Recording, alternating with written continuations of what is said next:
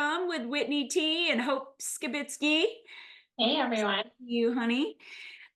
Today, we're going to talk about not just surviving, but thriving in life. Wendy, give us an idea of, what it is that we're talking about when we say not just surviving. Yeah, I feel like, we are, especially in America, like it is just like a badge of honor to be busy. And so, the idea of do we make time for the fun things in life or are we too busy to be enjoying life? And so I thought we should talk about, do we save for the rainy day? Do we make time for the, proverbial, do we eat the cake or do we Right. have our nutrition plan and never deviate? Do we make time for the fun activity or do we dive into the work thing, that never ending task list of what needs to be done? So, Yeah, I recently read a book and it was talking about how when you're planning time, like there's work time and then there's downtime. And what you have to account in your work time is the yard work that needs to be done and the chores that have to happen. Because oftentimes we think work is the physical, like I get paid to work, but it's not true. Work is also all the other things that task your time that aren't you relaxing, connecting, having a little bit of fun. I'm terrible at it. yeah, I feel like this is much like every time we come together, work in progress. Yeah, like when Very will we room for improve? Yeah. improvement. So oftentimes when I am asked, what do you do for fun? I feel like I'm kind of struggling to come up with a good answer here. Like I need a better answer. And so, I started taking the piano lessons to do something different than what I spend time on. Yeah. And that I wanted to engage a different part of learning for my brain. But I feel like I watch other people who are good at having fun. I And see that. I see on people's social media that they went out, had a thing, went to a concert, had a party, did a costume thing for Halloween. I can't tell you last time any of that was true for me. right. And, intentional about vacation, things like that. So what am I doing with my life? And so I Mhm. thought this was a good topic for us to talk about because I feel like this is an area that I could do better in. Justin says it well, right? Like, because you work all your life, you make a little bit of money, then you can go maybe buy some of the things that you've been wanting to buy, whatever that is. And he's like, you've never seen a hearse pulling a U-Haul, right? So if you're spending your whole life working toward just the thing, but you're not actually enjoying life at all, then you need to life a little bit. Right. So I visit my friends often, and I feel like I have a really good life, but I don't know what parts I actually do for fun. Yeah.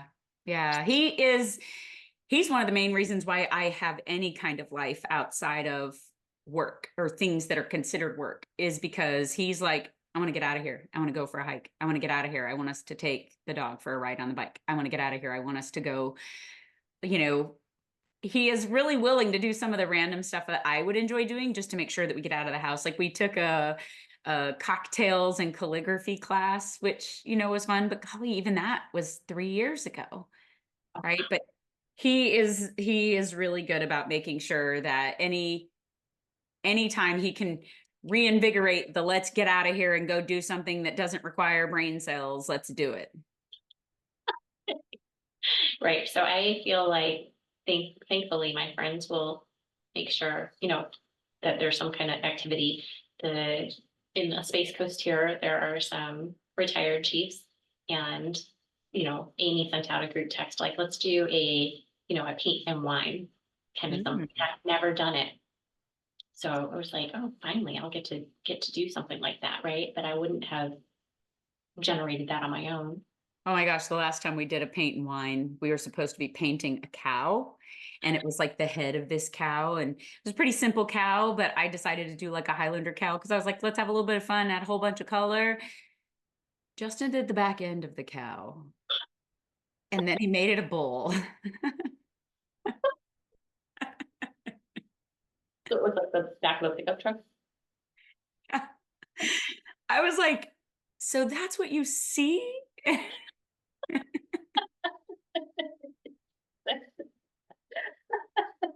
Did you have fun? And now it hangs in my hallway, just so you guys know. Like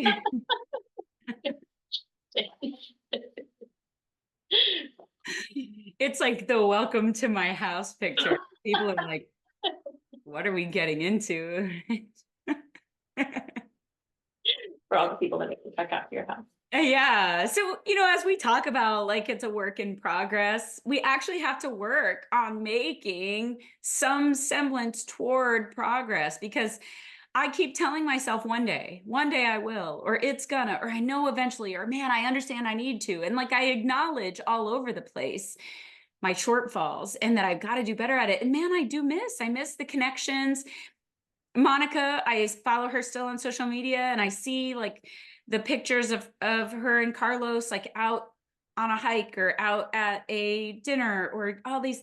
And I think, man, not just are they doing the thing, like I remember doing the thing with people and actually enjoying that thing, but I've just been so consumed with the musts that I forget that relax is also a must. Like I mentioned these bags under my eyes every single video that we do. And it's because like you, I don't know how you do the 2 hours of sleep and don't end up like this, but like you, I just am not doing a good job about sleeping. Yeah. Work in progress.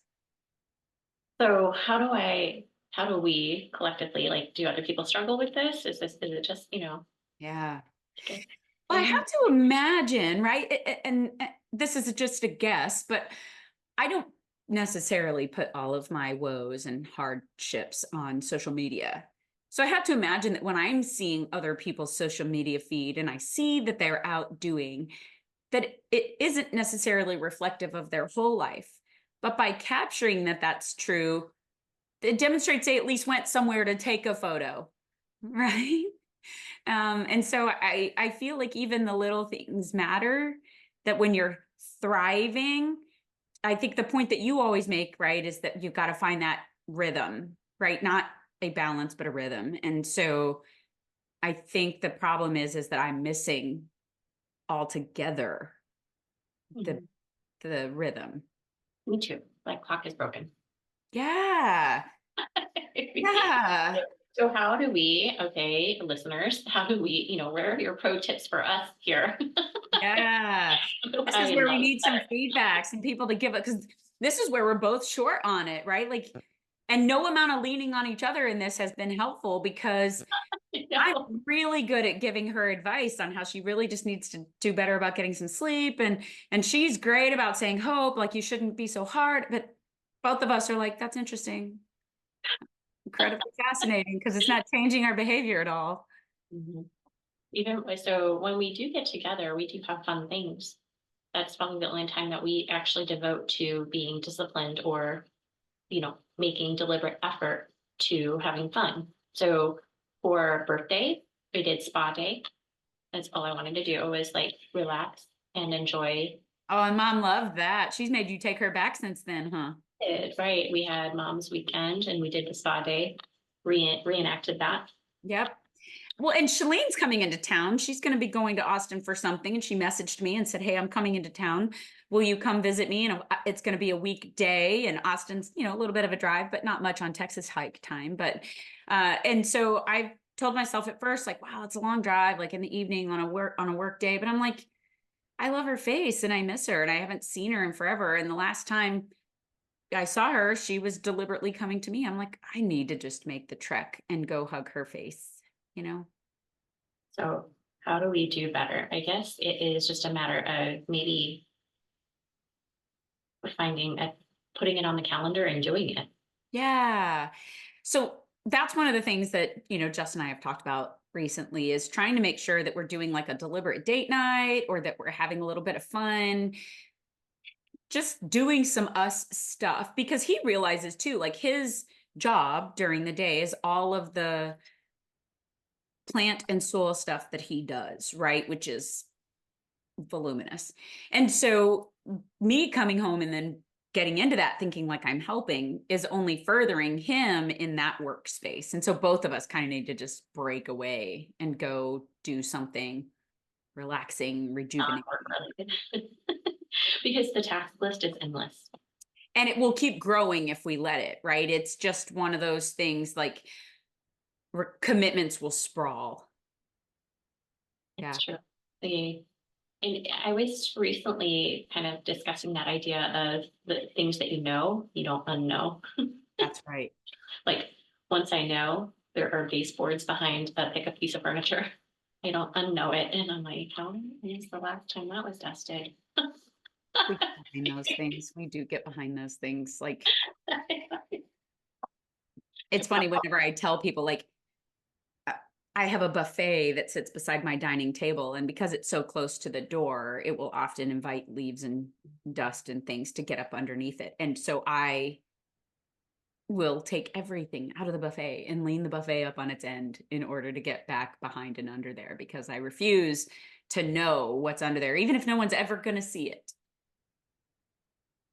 I don't want to stop telling me these things. Because now it's in my brain and then I have to make a deliberate choice.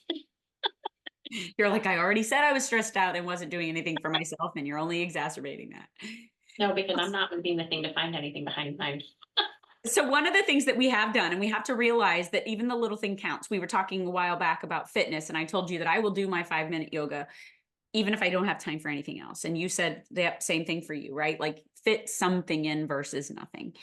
And so I had Justin a Wahoo board made for his graduation from tech, and we have it sitting on the game table. And so we'll grab a beer after dinner and sit down and play a couple of games on the board and literally just talk about how the day went. And even that will kind of help fill the cup. It feels good to feel like we're doing something together. We're spending the little bit of time. It's competitive, so we have a little bit of fun.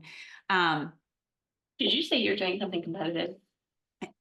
Only because Justin is he's just like Emily, so insistent that they will win. Where I'm typically like, I don't care. But then if it's simply In the little pieces.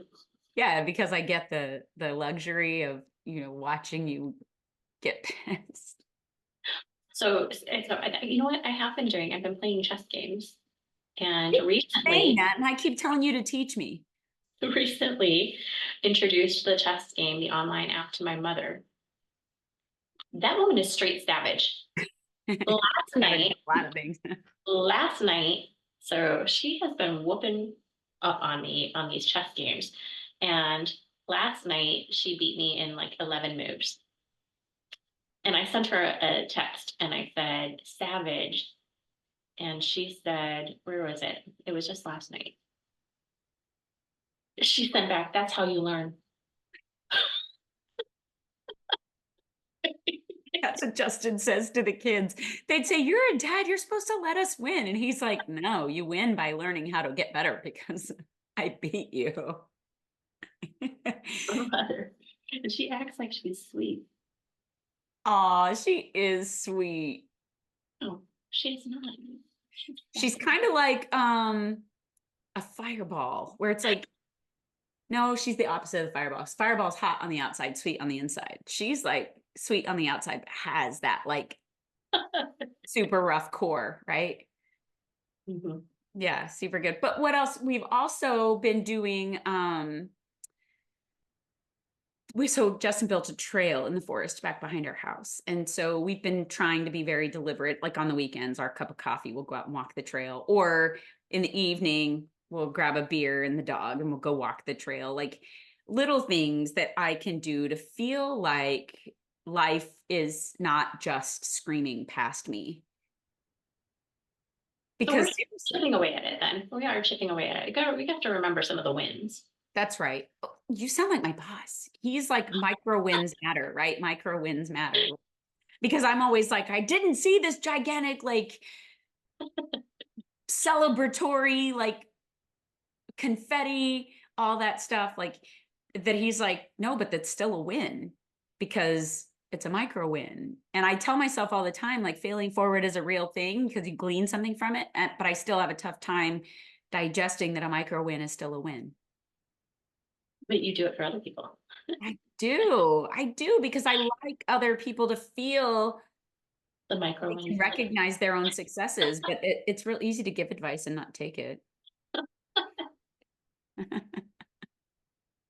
work in progress. Oh my gosh, right? Like, yeah. So I think that when we talk about like survive versus thrive, that there's got to be an understanding that thriving doesn't necessarily mean soaring, right?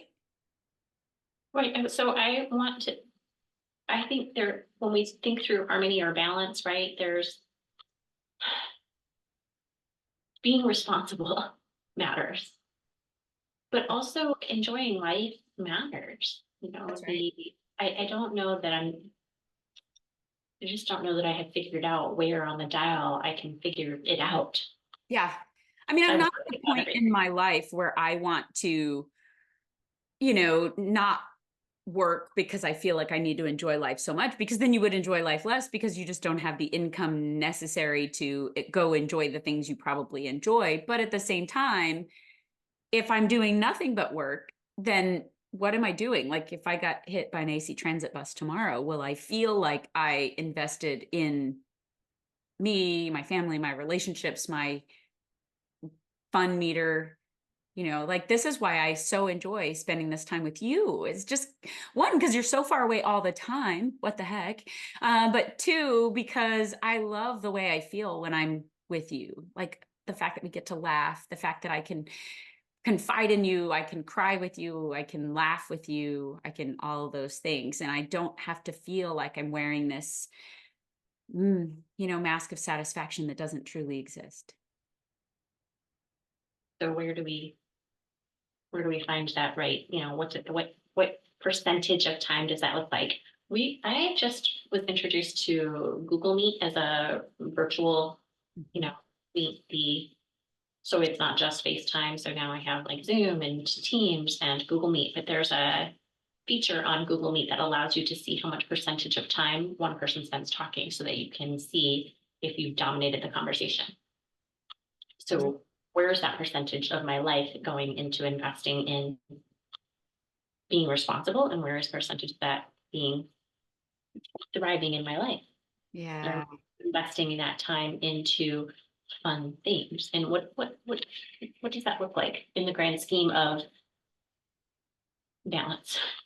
Well, one of the things that I often tell myself, and I don't know if I tell myself that because I'm trying to convince me, or if I tell myself that because it really is true, but I tell myself, like, I enjoy work. I enjoy feeling productive. I enjoy, um, you know, feeling valued and needed and accomplishing a thing. I enjoy that. And so I think sometimes I confuse myself by saying that because I enjoy it, that it's okay that I spend the preponderance of my time doing that. When in reality, I also enjoy sitting in the hot tub. I also enjoy, going on a hike. I also enjoy, I don't know, randomly surfing the internet to find the bottom of it. But I still don't necessarily commit the same amount of time to anything else that I do commit to work. And I realize that it's not possible to do both things, but I still have to work on living.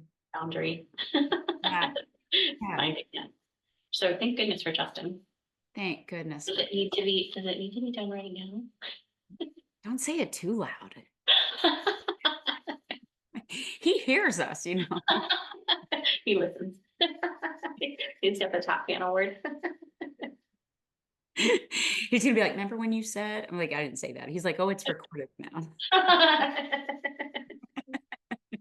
So I feel like this has become more apparent to me now because I am often asked, what do you do for fun? Ah, so you have somebody like accounting for that for you. Right. And I have been struggling to find a good answer for that. And I think when people talk about leaving the military and in transition, your identity can't be who you were in the military. And I don't largely find that I was chief person in the military because often everybody referred to me as Wendy anyhow. Yeah. So it wasn't my struggle coming out of the military. The, the struggle is I don't spend nearly the amount of time that I did on work things, but I've been filling my time with other work kind of things instead of fun things because I don't really know what to spend my time on. Yeah. Yeah. And I'm still at a loss of how to find that good balance. And so I keep being asked, well, what do you do for fun? And I don't know who I am. Yeah. Oh, that sucks. I remember being one of the people that would ask you, like, Wendy, what's your hobby? Like, what do you, and I don't know why I quit asking. I think it's just because, the answer was always the same. I go visit people. Yeah. So I really like the idea that, having an accountability partner, because I know it works well with me for fitness. Like if somebody else is saying, hey, how's things going fitness wise? Or what are you doing? Like Justin's really good about that, hammering like, hey, you got to take a couple minutes and get out in the gym. Right. And so like he's a good alarm clock actually. And so I know that I need to do better. And so having somebody to say, hey, did you have a little bit of fun? Hey, have you looked out for you lately? I think you actually asked me to fit in like a thing a week. Gosh, that was a long time ago too. I Yeah, don't what even remember what it was. It was like a thing a week, like whether it was like doing writing or go to the movies or watch a show or something. I don't know what it I was. think it was when you got your piano. It was some time ago that you said, one thing a week to do for myself. Yeah. Now I do some of that in the fact that I now have an hour and change commute out and then the same back each day from work.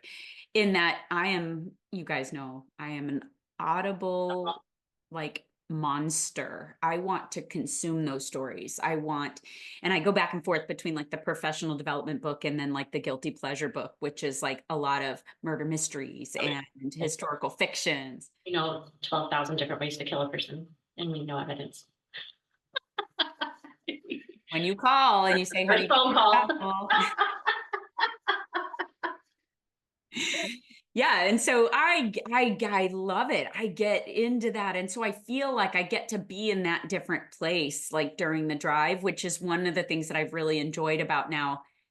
If you're going to find something to enjoy about commuting in San Antonio traffic, like having the pleasure of just going through some of those just amazing books, and books will take you places that you've never been, right? So I think that's something that you've always been really good about because you have been a long time listener of books. And when I look through my Audible, it is almost entirely professional development.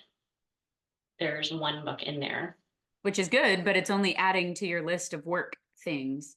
right? There's one book in there that Jared had recommended to me that was a fiction book, and tomorrow, and tomorrow, and tomorrow, which was really fascinating. Nothing in my Audible library sounds anything like it. It was good. The almost everything else in there is very nerdy. And I love a good historical fiction, particularly the World War II era. So if we're listening to something where they're telling you the bits of true history, but tied in with some, family that didn't exist, and you see things from their perspective, like those things feed my soul. Well, that, and of course, a good murder mystery or even true crime. I'll tell you, like, I haven't watched TV in a very long time, but when I did watch TV, I loved Snapped and Forensic Files and Cold Justice and Murder She Wrote. Like, yeah, I know it causes you to not actually know the true crime happening right in your neighborhood. that's so true. Because you get so distracted, things happen like literally next to your house, and you have no idea it's happening because it's happening on TV, so you get it mistaken. In fact, true story. True story. Yeah, true story. Okay, so So today, right, obviously, since we're talking about Garrett, how does yeah. how does Garrett, since he's early in his career, how does he balance work and fun? So I'll tell you, I was literally just having this conversation with my sister because I have always had this thing where I want the kids not just to live their life and exist, but to live their life and have fun. And so I literally wanted Garrett to be the guy that would go to work and then come home and have friends or go on vacation or any of those things. And he was always just so tied into work. I don't know where he gets it. That He really wasn't doing anything for himself. But now when I talk to him, he's like, yeah, me and my buddies were in Chicago and we went to me and my buddies were headed to Indiana. And hey, and so he's been doing a fantastic job of building like his little friendship circle. He has absolutely loved the Navy. He is thriving through his, I'm going to call it Air Force term, tech school, but it's called like A school. Yeah. And so he's loving it every day. He messages me, Mom, I got 100, or I got best of the best, or I got uniform, pick a thing. And I'm just so proud of him. Like, I feel like I walk around with this I'm a Navy mom banner above my head. Cause if anybody even breathes a word that smells like boat, water, Navy, sailor, blue, I'm going to tell them that my son is a sailor. You know, his picture is proudly on my refrigerator. Oh, it's on my phone.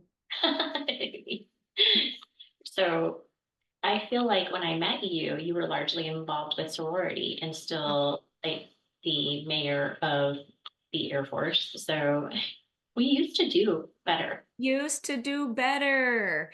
I mean, part of it is that when I retired, we, moved out to nowhere. And we love the serenity out here, and we love the actual dark blue sky at night where you can see the stars and the whole kit. And we actually had fireflies night before last. I haven't seen a firefly since I was a kid. Um, and so, distance obviously makes that a little bit harder, but I loved sorority. I actually even recently mentioned I would look back into that. That's a good reminder. Mm. We should So really wrap this up though. right. So maybe that's all it is. It's because I'm recently relocated to my neighborhood here and haven't built out that community. So maybe that's all it is we haven't really found our community Yeah. of local connection yet, of people to spend that time with, to do those things with. I tried. I tried. When I got here, I literally wrote a letter and gave a Texas chain to everybody in my neighborhood. And I got several texts back, hey, welcome to the neighborhood, all that. And then I had somebody who was like, yeah, we all moved out of here so we could live far apart from our neighbors. And I was like, oh, dang it. You are very highly extroverted, so you need I was more like, people. people, can I get some people? Yeah, we're working on that. Always, everything, work in progress, work in progress, work in progress. Same, same. So I want to have a better answer for in a few episodes. We'll have to do a progress report and see how we're doing. Okay, Deal? deal. Hold us accountable. Hold us accountable. And as you know, Give us the pro tips, how you listeners, how you life, how you thrive, yeah, to survive, and you know, tell us help. what you think. Yeah. Because you can leave us a comment on YouTube. You can listen where you listen. You can always give us a review. You can look us up on orangegunpodcast.com. And you can always send us an email at orangegum_podcast@gmail.com. And you guys, we'll catch you next time. Do not leave me in surviving purgatory. Bye, everyone.